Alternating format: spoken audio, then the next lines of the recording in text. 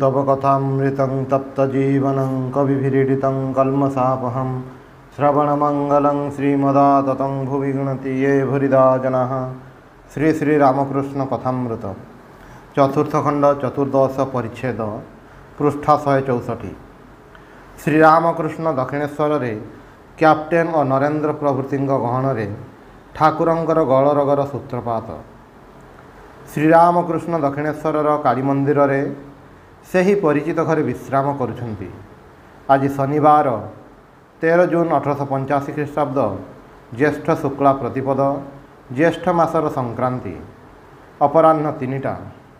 ठाकुरे खाइबा परे छोट खट उपरे टिके विश्राम करुछंती। पंडित जी सौप उपरे तले बसिछंती।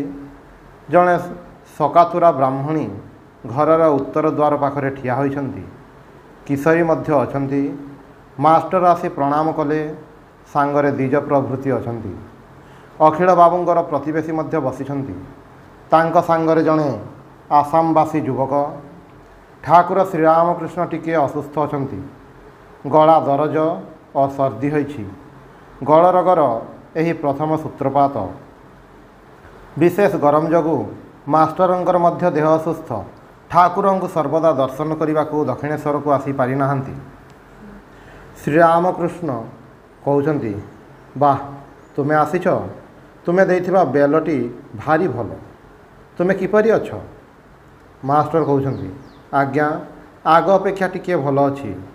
श्रीरामकृष्ण कहउछंती, भारी गरम पड़िछि। बरफ टिके टिके खाऊ। एही गरमरु मोर भी भारी कष्ट। गरम रे कुल्फी बरफ यही सब बेसी खिया होइथिला। तेणु गड़ारे घा होइछि। दुर्गंध भी होउछि। माँ को कहिछि, माँ भल करि दियो, आउ कुल्फी खाइबी नाही। तापरे पुणी कहिछि, बरफ भी खाइबी नाही। श्रीरामकृष्ण कहउछंती, माँ को जेतेबेले कहिछि खाइबी नाही आउ खाई हेब नाही, तथापि हठात भूल हो जाए। कहिथिली रविवार दिन माछ खाइबी नाही, एबे दिने भूल रे खाई दैछि। किंतु जानी शुणी करिबार उपाय नाही।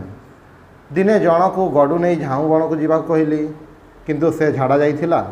सेथिपाई आउ जणे नहीं आसिथिला। मु झाड़ा फेरी आसी देखिली जे आउ जणे गडु धरी ठिया होइछि। सेही गडुर पानी व्यवहार करि पारिली नाही।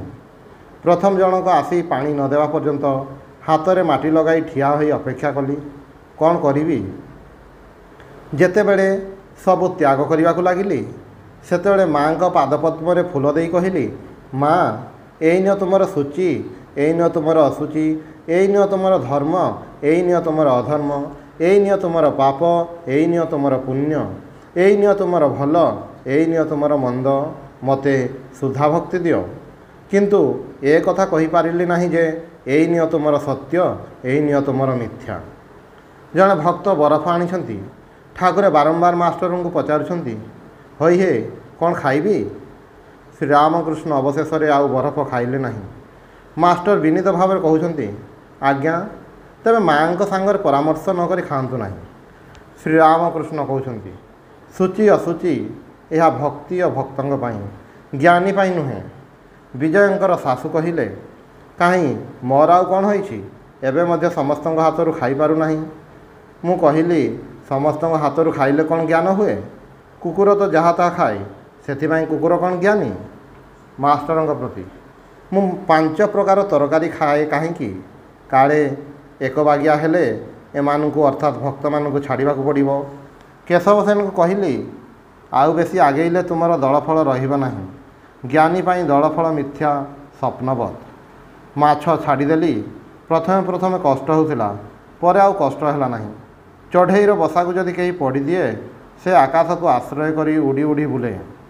देह जगत जदि ठीक मिथ्या बोध हुए, ताहले आत्मा समाधिस्थ हुए। आगे एहीपरि ज्ञानीर अवस्था थिला।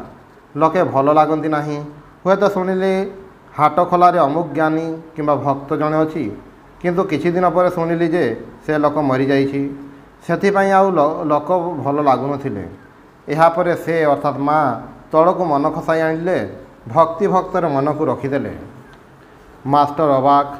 ठाकुरंकर अवस्था परिवर्तन विषय शुणुछंती। ईश्वर मनुष्य होई काहींकी अवतार हुंती, एथर से कथा ठाकुरे कहउछंती।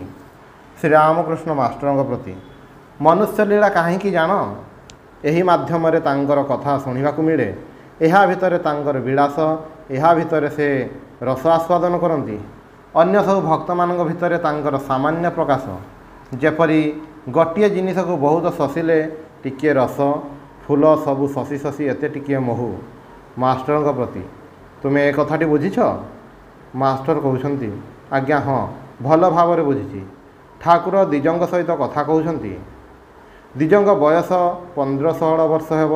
ଦ୍ୱିଜ ବାପା ଦ୍ୱିତୀୟ ବିବାହ କରିଛନ୍ତି। ଦ୍ୱିଜ ପ୍ରାୟ ମାଷ୍ଟରଙ୍କ ସହିତ ଆସନ୍ତି। ଠାକୁର ତାଙ୍କୁ ସ୍ନେହ କରନ୍ତି। ଦ୍ୱିଜ କହୁଥିଲେ ତାଙ୍କ ବାପା ତାଙ୍କୁ ଦକ୍ଷିଣେଶ୍ୱର ଆସିବାକୁ ଛାଡ଼ନ୍ତି ନାହିଁ।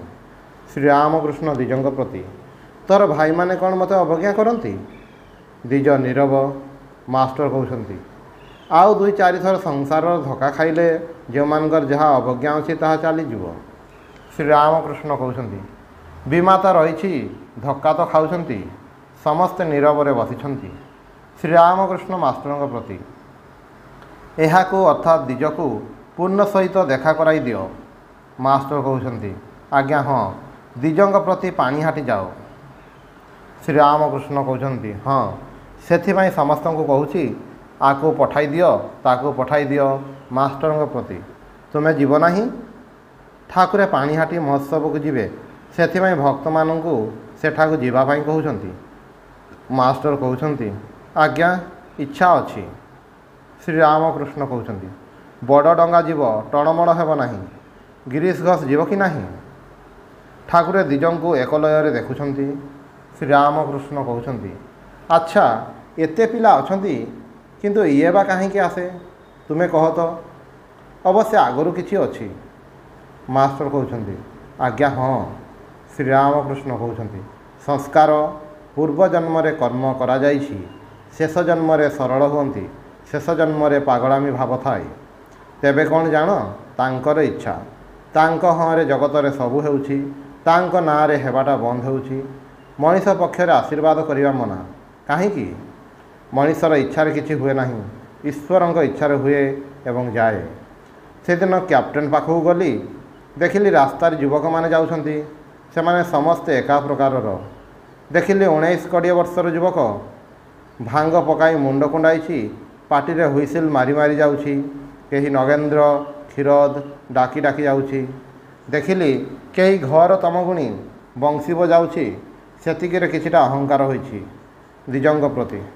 ଯାହାର ଜ୍ଞାନ ହୋଇଛି ତାହାର ପୁଣି ନିନ୍ଦାକୁ କ'ଣ ଡର? ତା'ର କୁଟସ୍ଥ ବୁଦ୍ଧି। କମାରର ନିହାଇ ତା ଉପରେ କେତେ ହାତୁଡ଼ି ପାହାର ପଡ଼ୁଛି, କିନ୍ତୁ ତାହାର କୌଣସି କ୍ଷତି ହେଉନାହିଁ। ଶ୍ରୀରାମକୃଷ୍ଣ କହୁଛନ୍ତି, ମୁଁ ଅମୁକର ବାପକୁ ଦେଖିଲି ରାସ୍ତାରେ ଯାଉଛି। ମାଷ୍ଟର କହୁଛନ୍ତି, ଲୋକଟି ଭାରି ସରଳ। ଶ୍ରୀରାମକୃଷ୍ଣ କହୁଛନ୍ତି, କିନ୍ତୁ ଆଖି ଲାଲ। ଠାକୁରେ କ୍ୟାପ୍ଟେନଙ୍କ ଘରକୁ ଯାଇଥିଲେ, ସେଇ କଥା କହୁଛନ୍ତି। ଯେଉଁ ସବୁ ପିଲାମାନେ ଠାକୁରଙ୍କ ପାଖକୁ ଆସନ୍ତି, କ୍ୟାପ୍ଟେନ ସେମାନଙ୍କର ନିନ୍ଦା କରିଥିଲେ। ବୋଧହୁଏ ହାଜରାଙ୍କ ପାଖରୁ ସେମାନଙ୍କର ନିନ୍ଦା ଶୁଣିଥିଲେ। ଶ୍ରୀରାମକୃଷ୍ଣ କହୁଛନ୍ତି, କ୍ୟାପ୍ଟେନ ସହିତ କଥା ହେଉଥିଲା। ମୁଁ କହିଲି, ପୁରୁଷ ଆଉ ପ୍ରକୃତି ଛଡ଼ା ଅନ୍ୟ କିଛି ନାହିଁ। ନାରଦ କହିଥିଲେ, ହେ ରାମ, ଯେତେ ପୁରୁଷ ସବୁ ତୁମର ଅଂଶ, ଆଉ ଯେତେ ସ୍ତ୍ରୀ ସବୁ ସୀତାଙ୍କ ଅଂଶ। କ୍ୟାପ୍ଟେନ ଭାରି ଖୁସି। କହିଲା, ଆପଣଙ୍କର ହିଁ ଠିକ୍ ବୋଧ ହୋଇଛି। ସବୁ ପୁରୁଷ ରାମଙ୍କ ଅଂଶରେ ରାମ, ସବୁ ସ୍ତ୍ରୀ ସୀତାଙ୍କ ଅଂଶରେ ସୀତା। ଏହିପରି କଥା କହିଲା। କିନ୍ତୁ ଠିକ୍ ତାପରେ ପରେ ପିଲାମାନଙ୍କର ନିନ୍ଦା ଆରମ୍ଭ କରିଦେଲା। କହିଲା, ସେମାନେ ଇଂରାଜୀ ପଢ଼ନ୍ତି, ଯାହା ତାହା ଖାଆନ୍ତି, ସେମାନେ ସବୁବେଳେ ତୁମ ପାଖକୁ ଯାଆନ୍ତି। ଏସବୁ ଭଲ ନୁହେଁ। ସେଥିରେ ତୁମର ଖରାପ ହୋଇପାରେ। ହାଜରା ଜଣେ ଚମତ୍କାର ଲୋକ, ସେମାନଙ୍କୁ ଏତେ ଆସିବାକୁ ଦେବେ ନାହିଁ। ମୁଁ ପ୍ରଥମେ କହିଲି, ସେମାନେ ଆସନ୍ତି, ମୁଁ ଆଉ କ'ଣ କରିବି? ତାପରେ ତାକୁ ଭଲ ଭାବରେ ଶୁଣାଇଦେଲି। ତା'ର ଝିଅ ହସିବାକୁ ଲାଗିଲା। କହିଲି, ଯେଉଁ ଲୋକର ବିଷୟ ବୁଦ୍ଧି ଅଛି, ତା'ଠାରୁ ଈଶ୍ୱର ବହୁତ ଦୂରରେ। ଯାହାର ବିଷୟ ବୁଦ୍ଧି ନାହିଁ, ଭଗବାନ ସେପରି ଲୋକର ହାତ ମୁଠାରେ ଅତି ନିକଟରେ। କ୍ୟାପ୍ଟେନ ରାଖାଲ ସମ୍ବନ୍ଧରେ କହିଲା ଯେ, ସେ ସମସ୍ତଙ୍କ ଘରେ ଖାଏ। ବୋଧହୁଏ ହାଜରା ପାଖରୁ ଶୁଣିଛି। ସେତେବେଳେ କହିଲି, ଲୋକେ 1000 ଜପତପ କରନ୍ତୁ, ଯଦି ବିଷୟ ବୁଦ୍ଧି ଥାଏ ତାହେଲେ କିଛି ହେବ ନାହିଁ। ଆଉ ଶୂକର ମାଂସ ଖାଇ ଯଦି ଜଣେ ଈଶ୍ୱରଙ୍କଠାରେ ମନ ରଖେ, ସେ ବ୍ୟକ୍ତି ଧନ୍ୟ। ତାହାର ନିଶ୍ଚୟ ଈଶ୍ୱର ଲାଭ ହେବ। ହାଜରା ଏତେ ଜପତପ କରେ, କିନ୍ତୁ ତା ଭିତରେ ଦଲାଲି କରିବା ଚେଷ୍ଟାରେ ଥାଏ। ସେତେବେଳେ କ୍ୟାପ୍ଟେନ କହିଲା, ହଁ, तेबे ओ बात ठीक है।